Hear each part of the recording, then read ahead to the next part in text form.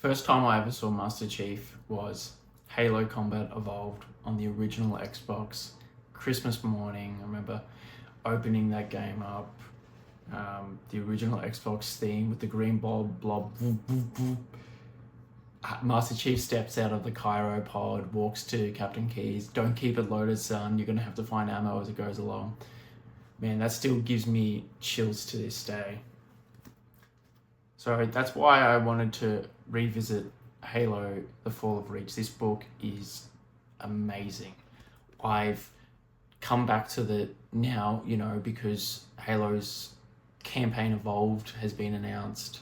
And rereading this book, I've come to appreciate the series again, back to my childhood.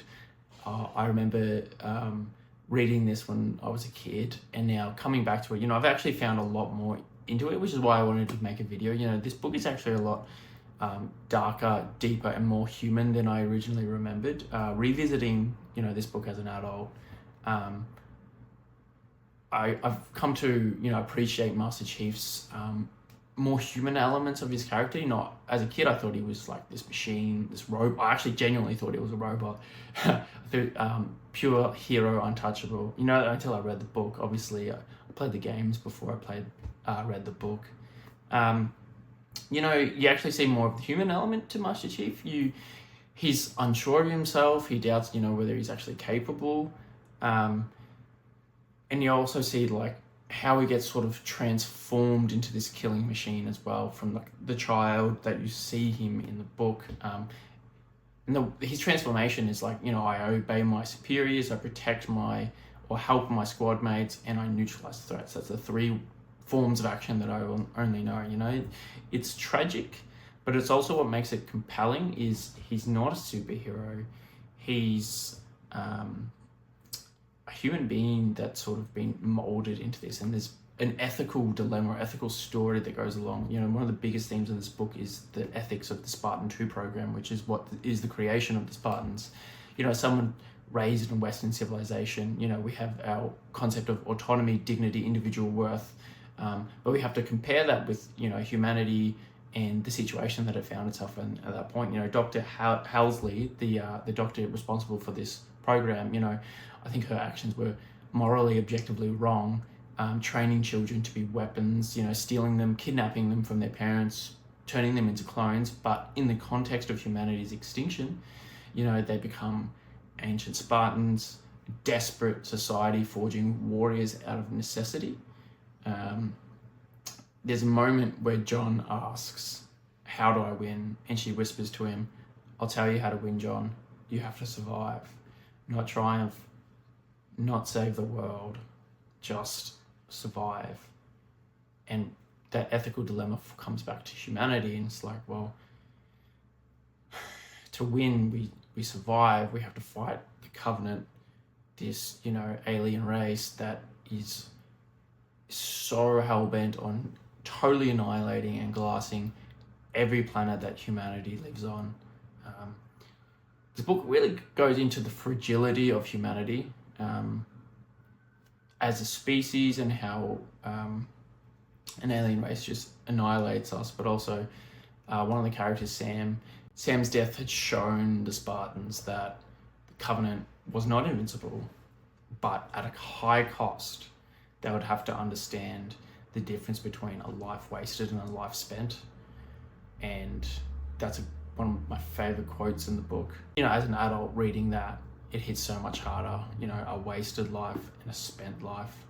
I think that's maybe the core message of the book, or what I got out of it. Then there's the Spartan mythology, which I really enjoy about the book as well. There's 4 of us, there's 2,000 of them. That's piss poor odds for them, that sort of hype moment.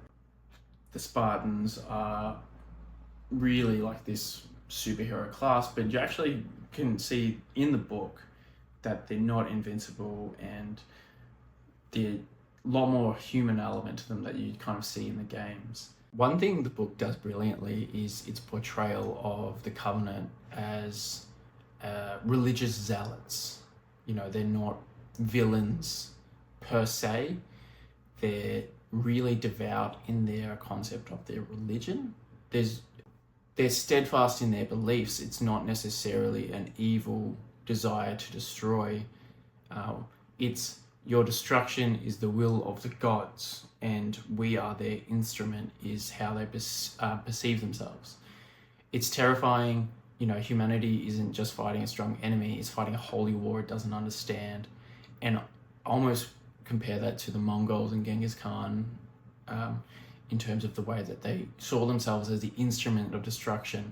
One of my favorite parts about the book is the character of Captain Keyes. I think everyone talks about Master Chief, but Captain Keyes is the character that stood out most to me. He's not augmented, he's not superhuman, he doesn't get to wear the Spartan armor. He's just a man trying to navigate military command, politics, impossible decisions, and his own instincts. And I think Chief Mendes says, a leader must be ready to send soldiers under his command to their deaths. And I think that was more in the context of Master Chief, but it's also really poignant for Captain Keyes. He doesn't want to make these hard decisions, but he really hates that responsibility, but he still carries it anyway, and he's able to use his own instincts, and he's able to overcome a lot of the self-doubt and knowing obviously what happens to him in the first game of Combat Evolved. It's what makes reading about him so interesting, and the chapters also become heartbreaking. The book is The Fall of Reach, but one thing that stood out for me and surprised me rereading is how little of the planet Reach is actually in the book, or the battle for Reach. It's just the last few chapters, really. And when I got to it, I was like, wait, is that it? Like, is that all? But I kind of realized that was the point.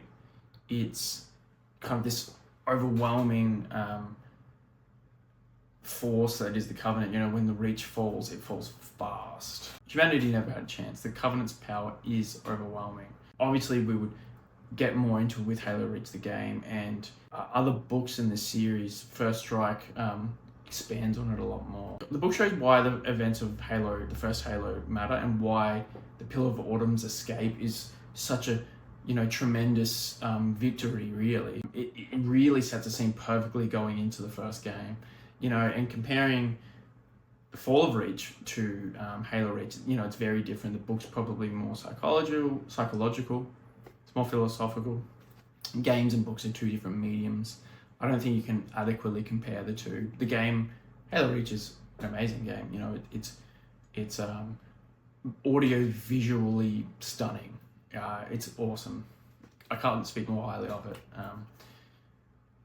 Just to circle back though to the first game in this book, they tie in perfectly, and I can't stress enough how important reading this book is before you play Campaign Evolved. It's a sci-fi military story, but it's also a lot deeper than I think I first gave it credit for. And as I was reading it this year, I had a lot of time to reflect on it. I even got further into it. I've started rereading the whole series. I've moved on to Halo the Flood. Again, I'll probably get further into this in another video, but this book, as well as The Fall of Reach, is essential going into Campaign Evolved. I'm hyped for the game. I'm going back through these books again. I'll probably reread the entire series, hopefully within, I'm probably not that fast of a reader, but I'd like to finish them all before I play the game. So subscribe if you want to see me dive a little bit deeper into the Halo universe and maybe unpack some more ethical or philosophical elements. I'll be reading lots of other books and reviewing them, and I'll be doing other things, talking about training or philosophy and ideas.